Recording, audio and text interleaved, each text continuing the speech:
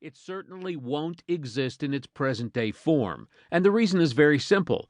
According to a report by the Social Security Trust Fund trustees, somewhere between the years of 2020 and 2030, workers will have to pay 47% of their total income, just under half, to their FICA payment.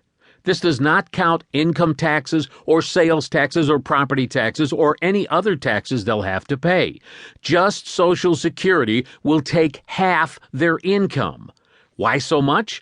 Because the number of people reaching retirement age is growing much faster than the number of new people entering the workforce. This is the demographic reality I mentioned earlier. So guess what? Younger workers won't stand for it. They're not going to pay half their income so you and I can have Social Security. Social Security is going to change. So if you're banking on retiring on Social Security income plus a corporate or government pension, you're on, let's say, less than rock-solid ground. The pension Social Security combination used to be a real dependable concept, but it's not as dependable anymore. And even if it's there for you, most Social Security and pension or 401k combinations do not provide a lifestyle close to your working lifestyle.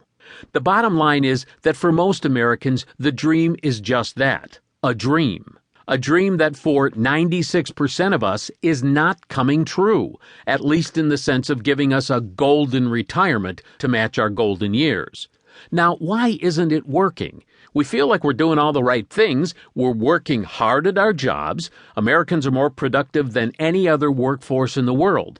We're being faithful to our companies. We're being good consumers. We're buying homes, cars, furniture, all those kinds of things. And we're buying them faster and in larger quantities than anybody else in the world. And we seem to be bringing home a lot more money than our parents did. The average person today would admit in a minute that they're making a lot of money compared to what their parents earned. In many cases, they're making several times what their parents used to bring home. So where does it all go? How come we can't seem to accumulate any of this money we're making? I can remember coming home and asking my wife Lois, "What have you done with all the money?" My father would have felt rich bringing home what we're bringing into this house. So where is it? Of course, it was all going to bill payments. We were digging ourselves into a money hole with credit cards and other debt, but when you're young, you feel like you have millions of years to think about serious money stuff, so you keep focusing on getting the things you want in your life. Then at some point, usually around the age of 40, it hits you. You look down the road towards retirement, and quite frankly, you get scared if you're brave enough to even consider what's going to happen when you reach retirement age. You realize you're really not any closer to being prepared for those years than when you left school. You look around, you see you have a few more things, but in terms of being able to just cut loose and not work anymore, it just doesn't seem possible. It doesn't seem like it's ever going to be possible. So what do? Well, one by one, you begin giving up your dreams.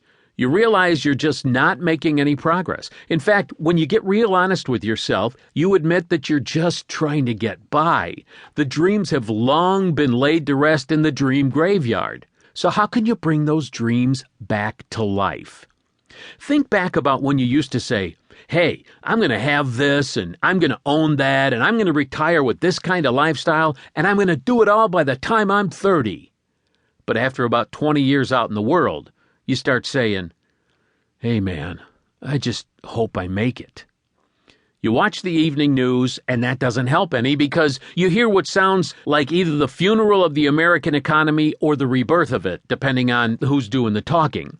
It's confusing, but all you know is that your economy, the one you and your family live in, doesn't seem to be making any progress toward that golden retirement you once fantasized about. The point is that the economy they talk about on TV and the one you live in day to day aren't necessarily connected at all, and yours is the only one you really experience. Now, I could go on and on with evidence that the future safety nets you may have been depending on have holes in them, holes that are getting larger every day. But the bottom line is that none of the talking heads on TV are looking out for our long-term interests. So maybe we better start looking out for our own long-term interests. Here's the truth. We, you and I, must take 100% responsibility.